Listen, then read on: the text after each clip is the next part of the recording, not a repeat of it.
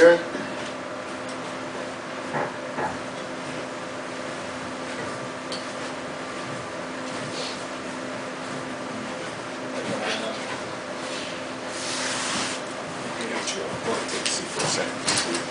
Sit down over here. Yep. Yeah. Any seat? Any seat? Sure. Thanks, guys. Take your seats. Get your notebooks out.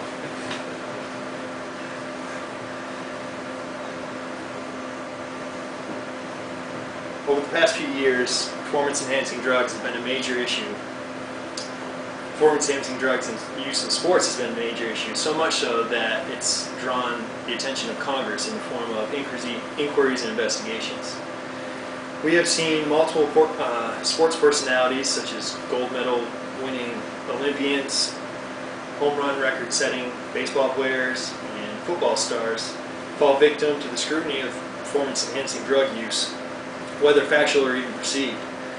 Today I want to take a look at some of the benefits and the drawbacks of performance-enhancing drug use and determine whether or not athletes should be allowed to use them. Let's start with defining what a performance-enhancing drug is. According to the MSN and Cardia Encyclopedia, performance-enhancing drugs are various substances, chemical agents, or procedures designed to provide an advantage in athletic performance. Performance-enhancing drugs affect the body in different ways, such as enlarging muscles or increasing blood's oxygen-carrying capacity.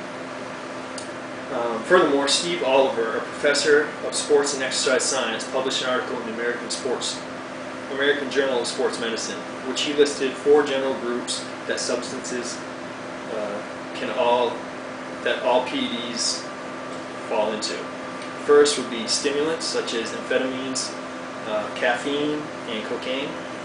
Anabolic and androgenic steroids, which is the synthetic derivative of the male hormone testosterone, the widely known human growth hormone, and erythropoietin. So now that we've just established what a performance-enhancing drug is, let's take a look at some of the benefits of it. First of all, healing.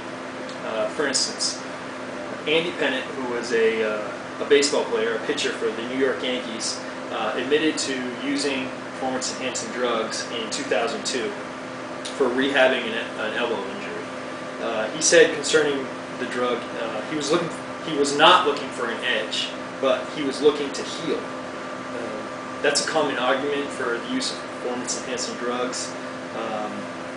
The healing effects of HGH are well documented. For instance, Pettitte, who I was talking about, the next year after the elbow surgery, he went 21-8 and pitched 208 innings, which is more than he had in the previous 5 years. So he obviously healed very well after using HGH. Secondly, the second benefit would be speed. We heard that and saw that Olympic sprinter Marion Jones admitted to taking steroids while training for the 2000 Olympics in Sydney, Australia.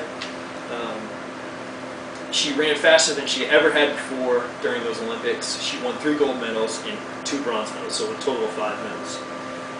Thirdly, a benefit of performance-enhancing drugs is strength. San Diego Chargers linebacker Sean Merriman was caught using steroids in 2006, a banned substance by the NFL. It's used for muscle growth, appetite suppression, and increased red blood cell production. The following year after taking those drugs, he reported 10 sacks. Well, that year he reported 10 sacks in just 15 games.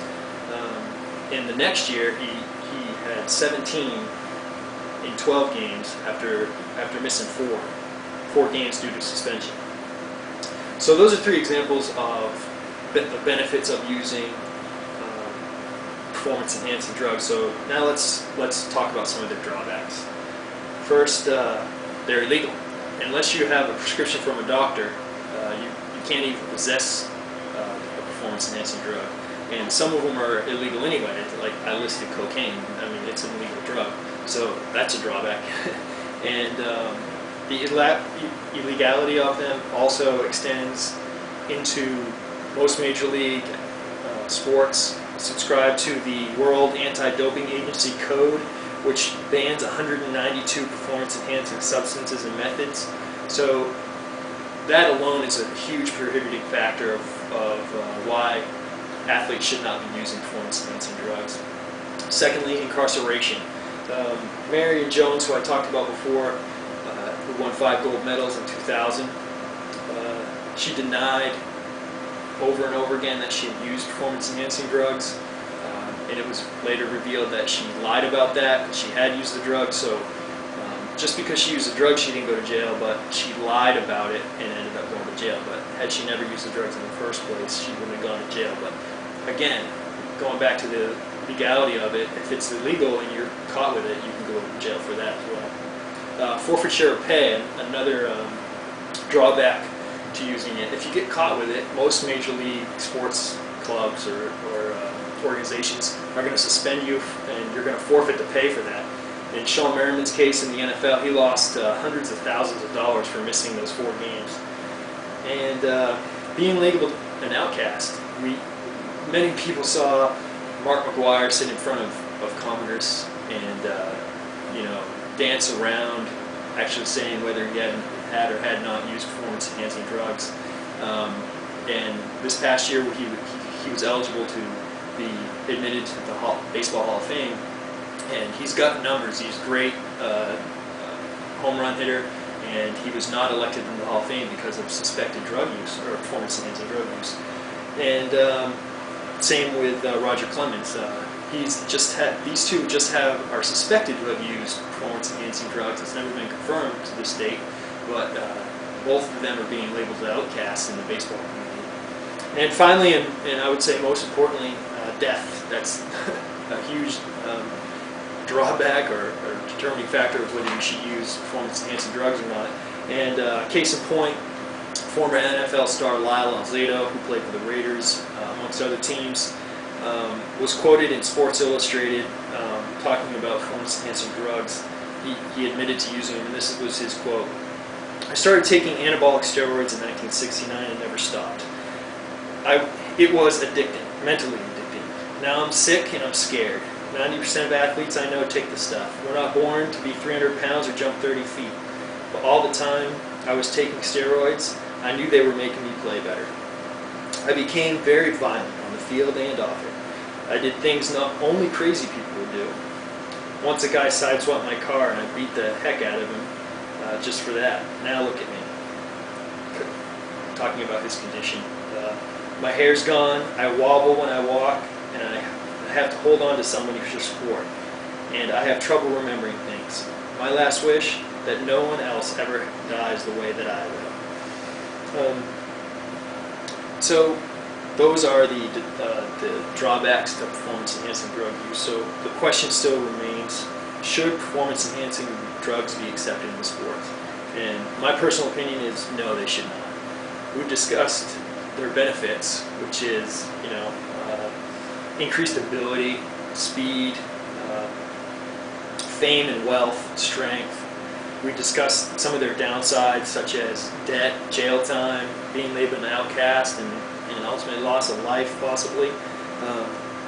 But my answer again is no, they should not be allowed and accepted in sports. It doesn't level the playing field. In fact, I would say it does just the opposite of that.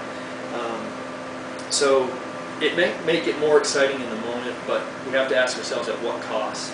Do we want to see our athletes going to jail, being suspended? Do we want them seeing them be unhealthy? Their livelihood is at stake here. And do we want to see them die? I mean, Lyle Alzado admittedly died because of the drugs that he was using.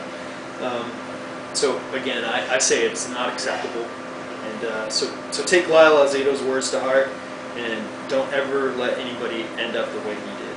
Thank you for your time. That's all I have for you. I'll turn it off.